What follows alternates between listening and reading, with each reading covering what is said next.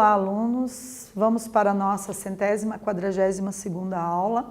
Eu sou a professora Rosa Helena Bueno, já estou aqui com vocês há um bom tempo, né? Parabéns por estarem aí, né? Mostrando o quanto que vocês são especiais, o quanto que vocês são comprometidos com a educação. Hoje nós vamos continuar com um conteúdo que nós já iniciamos na aula passada, né? Trabalhando a questão das crônicas, né? Então a gente viu que as crônicas tratam-se de textos produzidos por alguns autores, alguns escritores, né? Muitas vezes esses escritores são jornalistas que pegam ali um acontecimento do cotidiano, um fato inusitado que chamou a atenção deles e transformam em um texto literário, que aí pode ser possível na crônica você elaborar a partir de que seria uma notícia, um texto ficcional, porque você acrescenta elementos ficcionais. Então, esse já é um dado que nós não havíamos discutido na aula anterior, certo?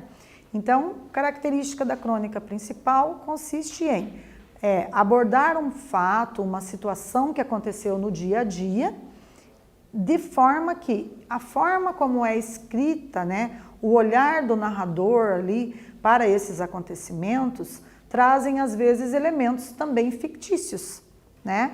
E geralmente as crônicas têm ali um viés de criticidade. Por quê? Porque faz crítica a determinado aspecto da sociedade, né? Faz crítica a determinado repertório comportamental de certas categorias de pessoas, né? De certas profissões e etc. Né? Então, a crônica tem essa ideia também de promover o pensamento crítico, certo? A partir de um fato cotidiano. Então, vamos continuar hoje aprofundando as nossas reflexões sobre a crônica enquanto gênero textual, enquanto gênero discursivo literário, ok? Então, os nossos objetivos consistem em reconhecer mais alguns elementos que compõem a crônica, identificar a voz do narrador e o tempo da narrativa. E o discurso direto e indireto a gente vai trabalhar um pouquinho para rever, tá? Então vamos retomar as características da crônica, né? Linguagem simples, objetiva e texto curto, né? Pega um fato do cotidiano, não vai escrever um romance, não vai ter ali várias células dramáticas, vários enredos, não, né? Ela vai trabalhar geralmente com um enredo, né? Uma situação dramática, uma história ali para provocar a expectativa no leitor, certo? Retrata temas, assuntos contemporâneos e acontecimentos do dia a dia, do cotidiano, né? A questão da criticidade, né? Então, promove o pensamento crítico sobre certos comportamentos sociais, determinadas leis, determinadas instituições. Gênero textual que transita entre o jornalístico e o literário, né? Porque a crônica ela possibilita trazer elementos não reais, muitas vezes elementos até místicos, paranormais, né? Para fazer uma reflexão, mas sempre parte de um fato real que aconteceu no cotidiano, né? Mas não é uma notícia, porque ela não é fidedigna aos fatos. Ela acrescenta elementos que podem ser ficcionais, certo? E temas tratados de forma mais subjetiva, ou seja, os assuntos são tratados de acordo com a intencionalidade do escritor. Portanto, ele traz a sua subjetividade, a sua percepção sobre o fenômeno, né? Como ele julga esse fenômeno, né? Os seus princípios morais, éticos, né? Tudo que lhe é subjetivo ele pode trazer na crônica, diferente da notícia, que na notícia o jornalista simplesmente relata os fatos com objetividade, né? Ele tem que ser objetivo, ou seja, ele tem que ser fiel aos fatos sem trazer o que ele pensa, sem trazer a subjetividade dele para o texto, né? Uma notícia tem que ser fiel aos fatos. Na crônica, não. Na crônica, o cronista pega a notícia do cotidiano e transforma num texto literário, não precisa ser fiel aos fatos, ele pode usar a sua inventividade, a sua criatividade para acrescentar elementos novos que chamem a atenção do leitor e que atendam às expectativas dele, né? Às suas intencionalidades, que tipo de pensamento crítico e reflexivo ele quer promover no leitor. Então, ele vai poder acrescentar outros elementos, né? Então, aí tem esse caráter de subjetividade. Não precisa ser objetivo, só narrar o que aconteceu, porque isso seria aí sim uma notícia dentro de um texto jornalístico. Mas não, a crônica se insere dentro do campo da literatura, enquanto gênero literário, né?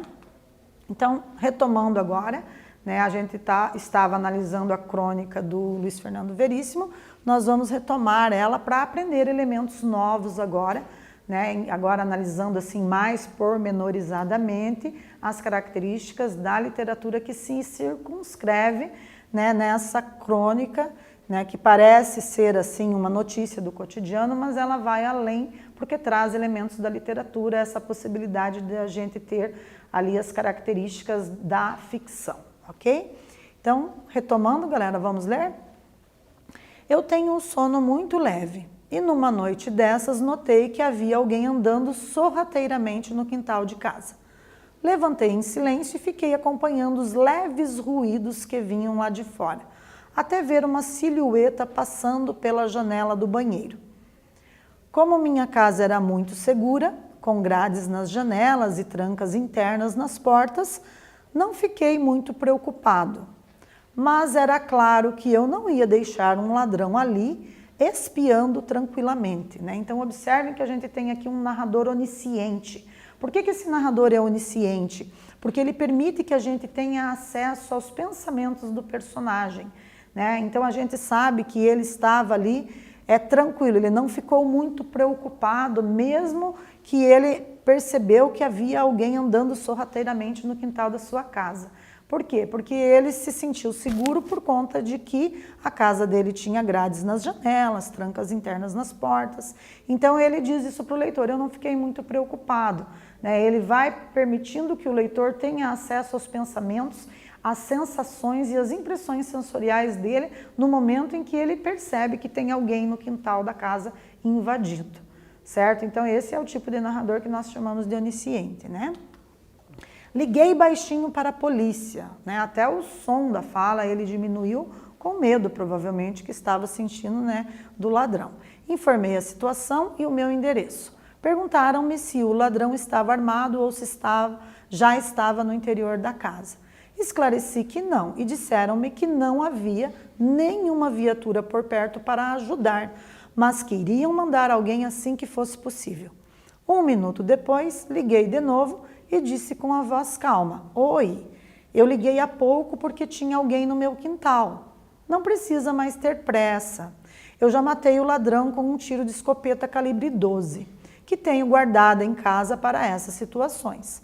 O tiro fez um estrago danado no cara.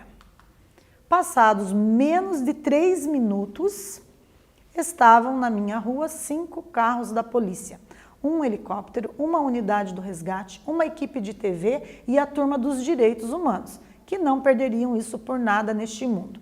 Eles prenderam o ladrão em flagrante, que ficava olhando tudo com cara de assombrado. Talvez ele estivesse pensando que aquela era a casa do comandante da polícia. Então a gente tem acesso até aos possíveis pensamentos do ladrão na perspectiva do narrador, né? Esse narrador que conta o que está acontecendo. No meio do tumulto, um tenente se aproximou de mim e disse: pensei que tivesse dito que tinha matado o ladrão. Eu respondi: pensei que tivesse dito que não havia ninguém disponível. Então, mais uma vez, lemos aí o conto, né, do nosso autor aqui, o Luiz Fernando Veríssimo, né? E aí, galera, vamos aprofundar agora, as questões são diferentes, tá? A professora elaborou as mesmas questões. Não, são de questões diferentes. Então, a nossa questão de aquecimento para essa aula agora, ela exige de vocês, né, que nesse texto, Aprenda a Chamar a Polícia, nós podemos afirmar que há uma crítica. Sobre o quê? Né? Então, a crítica é uma das características da crônica, como a gente viu. Alternativa A, estaria aqui nessa crônica a presença de uma crítica relacionada à agilidade da polícia em atender ocorrências? B, a demora da polícia em atender os chamados? Ou C, ao incômodo provocado pelo ladrão no meio da noite? E agora? Um tempo para vocês analisarem e assinalarem uma das alternativas.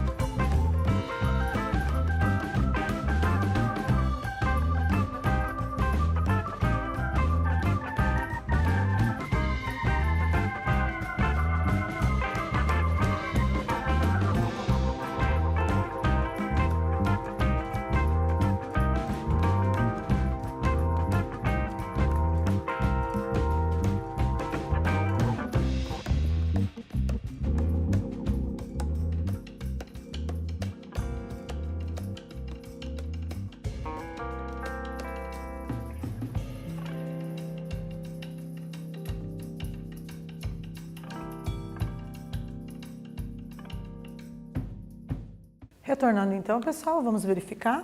A letra B, né, é a que mais se correlaciona aí com o enunciado de forma coerente. Então, a demora da polícia em atender os chamados, né? Isso é uma crítica explícita nessa crônica, certo? Então, aqui a gente tem uma crônica que promove o pensamento crítico reflexivo sobre determinadas ações, né, em detrimento de outras. Então, vocês observem ali que a partir disso se gerou um conflito no enredo dessa narrativa, né, e que vai desencadear ali os acontecimentos seguintes. Agora, vamos estudar as características da crônica narrativa. Então, a gente fez isso na aula passada e a gente vai retomar aqui para vocês se lembrarem bem quais são as características de uma narração. Então, os principais elementos: enredo, que é a história da trama, na qual surge o assunto que será narrado, né? Os personagens são pessoas presentes na história que podem ser principais ou secundários. O tempo, né? A gente discutiu a dimensão temporal, então pode ser o tempo no qual a história está inserida, o contexto histórico, social, cultural, e também pode ser o tempo de duração dos acontecimentos. A gente tem duas possibilidades ali, né, de lidar com essa dimensão temporal aí. Espaço. O espaço determina o local ou os locais, os ambientes onde se desenvolve a história.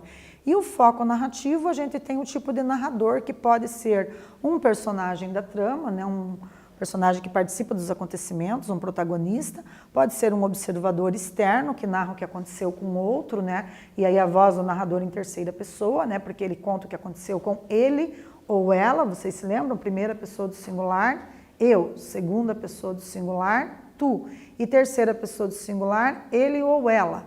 Né? Aí a gente tem a primeira do plural nós, a segunda do plural vós e a terceira eles ou elas. Então, quando a gente fala que um narrador é em primeira pessoa, eu estou me referindo a um eu que fala.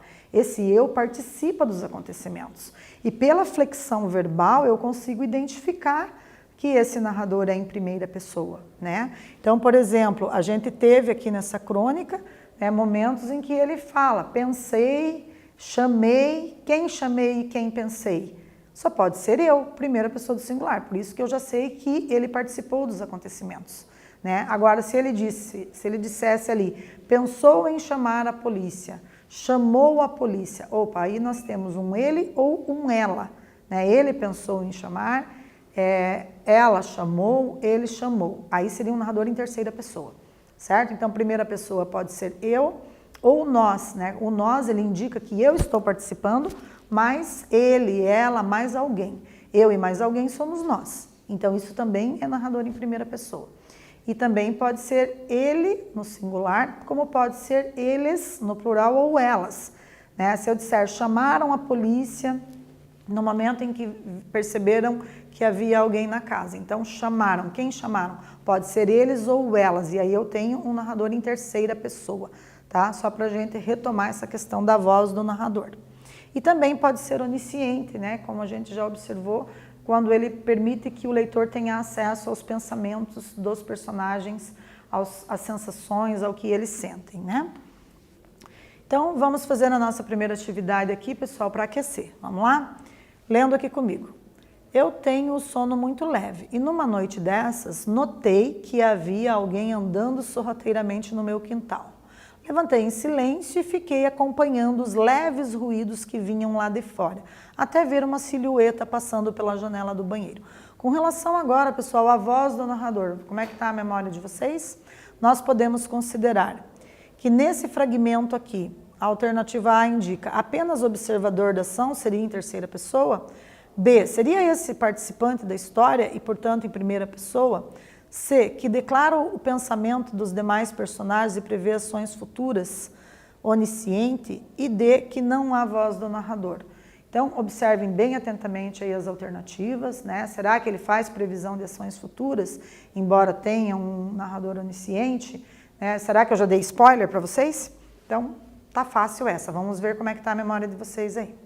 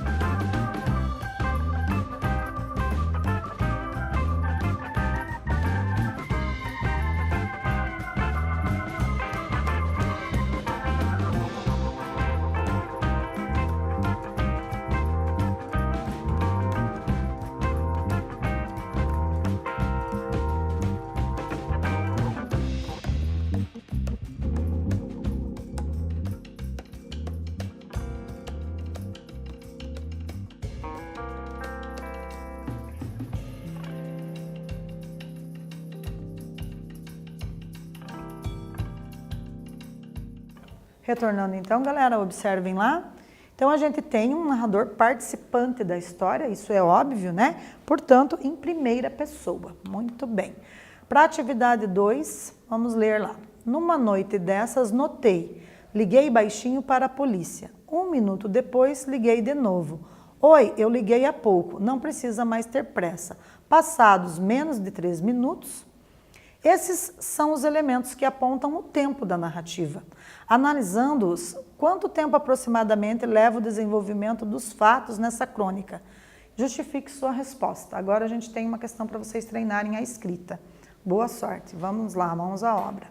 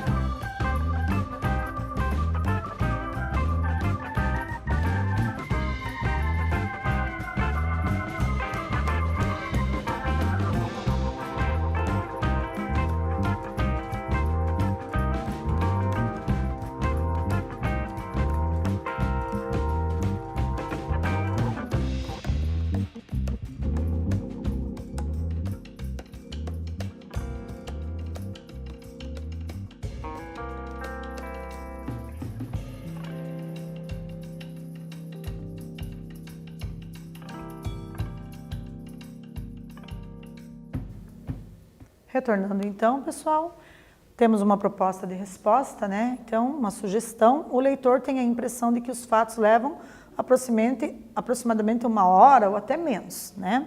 Tendo em vista a rápida decisão do personagem principal em mudar a história ao telefonar para a polícia pela 2ª vez. Se vocês colocaram que leva meia hora ou 20 minutos, também pode ser, mas a gente sabe que é um tempo curto, né? Não é um tempo muito longo, né? Do momento que ele percebe que tem alguém e liga para a polícia e de repente também muda de ideia, né? Então, a gente sabe que é menos de 1 hora com certeza, né? Mas se vocês colocaram até menos, está ok também, tá? Para a atividade 3 agora, nós temos o seguinte: no fragmento abaixo, marque a alternativa em que há discurso direto entre os personagens. E agora, discurso direto é a fala direta do personagem. Um tempo para mais esse exercício.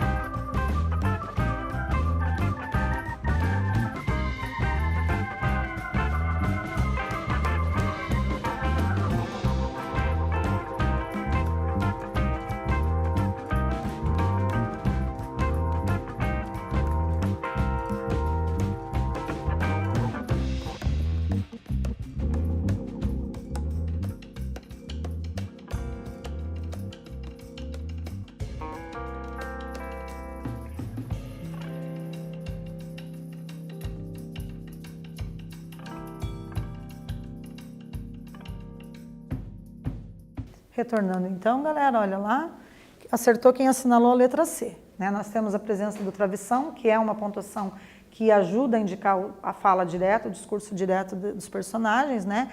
Pensei que tivesse dito que tinha matado o ladrão, eu respondi. Pensei que tivesse dito que não havia ninguém. Aqui é a fala direta do personagem e a gente tem o travessão como garantia disso, né? Então, temos exemplo aqui de discurso direto. Então, o discurso indireto é quando um narrador utiliza suas próprias palavras para reproduzir a fala dos personagens e narrar a história conforme o seu andamento. No direto é o discurso da transcrição, que mostra a fala dos personagens sem a participação do narrador da história. Os personagens se expressam, conversam uns com os outros, sem a participação do narrador. Né? Então, exemplos, o indireto, ela disse que começou a ler um novo livro ontem. No direto seria, eu comecei a ler um livro novo ontem. Né? Então, a gente tem essa prática aí, né? De discurso direto e indireto. Então, a nossa aula hoje foi isso, né? A gente identificou a voz do narrador, o tempo da narrativa e como o autor trabalha o discurso direto e indireto no texto. Reconhecemos mais alguns elementos que compõem a crônica. Eu agradeço imensamente a participação de todos vocês e fiquem em casa se puderem.